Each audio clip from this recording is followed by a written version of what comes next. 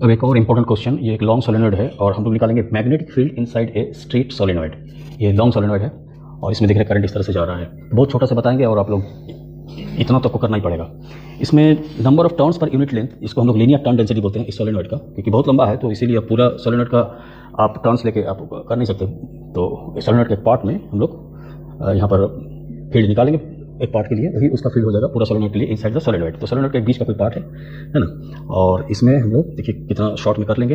Linear turn density N is equal to linear turn density है, ये linear turn density है solenoid का, मतलब 1 मीटर लेंथ में आपका एन नंबर ऑफ टर्न्स है एन, और सब टर्न्स से करंट जा रहा है आई। तो इसको निकालने के लिए हम लोग क्या करते हैं, एक रेक्टेंगल ड्रॉ कर लेते हैं। आप लोग इस तरह से रेक्टेंगल ड्रॉ कर लीजिएगा, बहुत शॉर्ट में करेंगे हम लोग, ठीक है। इस रेक्टेंगल का लंबाई एल है, ठीक है। इसको मान लीजिए ए बी सी ए और डी। तो इस लूप में, हर लूप में आपको बी डेल एल मिलेगा, इसके लिए भी बी डेल एल मिलेगा।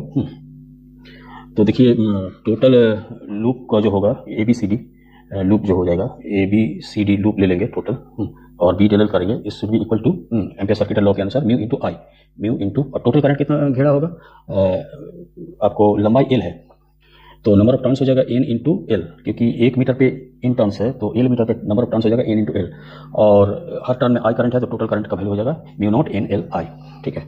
और बी डेल एल में यहाँ पर ये लूप को करना पड़ेगा ए बी सी डी। तो अब ध्यान से देखिए, इसमें पहले हम ए से बी जाएंगे, ए से बी जाएंगे, उसके लिए लिखेंगे बी डेल एल, ठीक है। ए से बी गए प्लस बी टू सी गए, बी टू सी गए, उसमें भी कुछ बी होगा, और यहाँ पर जो एंगल होगा ये cos 0 डिग्री होगा, क्योंकि बी भी इस डायरेक्शन में है और डेल एल भी इस डायरेक्शन में है।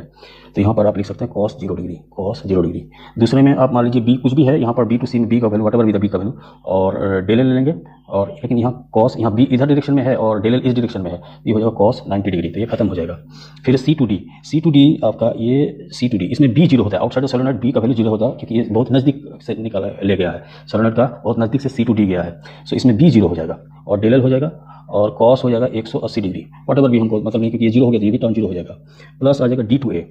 सो डी टू ए वट भी the value of B del L जो होगा, लेकिन cos जो होगा, क्योंकि बी इस डायरेक्शन में है और डेल एल का डायरेक्शन ये है, तो cos ये 90 डिग्री हो जाएगा, या 135 डिग्री जो भी लिखेंगे, ये भी टर्म जीरो हो जाएगा। And this not much equal to mu naught N L और आई। देखिए 3 टर्म जीरो हो गए, एक ही टर्म सर्वाइव कर रहा है, तो टोटल जो है आपको लूप का जो वैल्यू आ गया है लूप इंटीग्रल का, वो आ गया बी और integration of del L A to B, and this is equal to mu naught N L I. और del L A to B अगर इंटीग्रेट करेंगे तो इसका वैल्यू हो जाएगा एल, क्योंकि ए टू बी का लंबाई एल लिया गया है। So B into L is equal to mu naught N L I, L L cancel हो गया, सो बी का वैल्यू हो गया म्यू नॉट एन आई। ये सोलेनॉइड का इनसाइड में जो मैग्नेटिक फील्ड का वैल्यू होगा वो ये होगा। एक इंपॉर्टेंट क्वेश्चन है और बहुत कम समय में कम स्टेप्स में इसको कर लीजिएगा, इतना लिख दीजिएगा तो आपको पूरा नंबर मिल जाएगा। ओके।